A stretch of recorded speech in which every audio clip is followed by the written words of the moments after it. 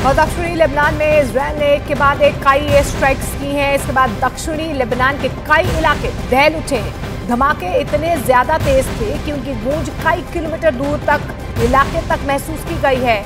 और इस बीच जानकारी भी मिल पा रही है, कई इमारतें हिल गई। अफरा तफरी का माहौल यहाँ तीर में बना। अगर यहाँ पर मैं आपको दिखाना चाहूँ तो कुछ लोग बाहर की तरफ भी आ गए थे। यहाँ आप देखेंगे लोग बाहर खड़े हैं, जो कि अचानक से धमाकों की आवाज़ सुनकर उनको बाहर आना पड़ा।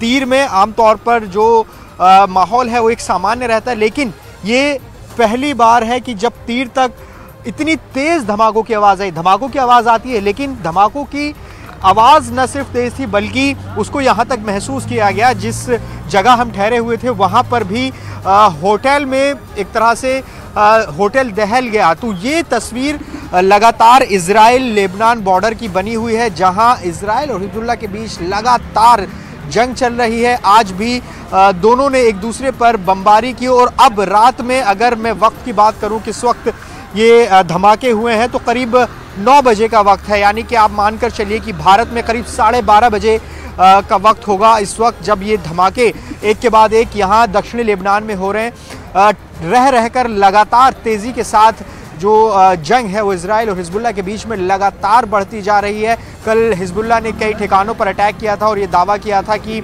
एक सैन्य टुकड़ी पर अटैक किया और उसमें कई के ज़ख्मी और हताहत होने का दावा जो है वो हिजबुल्लाह ने किया। और अब इस इलाके में फिर से धमाकों की आवाज़ एक के बाद एक आ रही है। तो ये माहौल बना हुआ है। और आप देखिए कि दक्षिणी लेबनान, जो कि करीब 120 किलोमीटर की लंबी सरहद है, वो पूरी सरहद इस वक्त जंग का मैदान बना हुआ है, जहां 7 अक्टूबर के बाद से ही हिजबुल्लाह और इजराइल एक दूसरे पर लगातार हमले कर रहे हैं।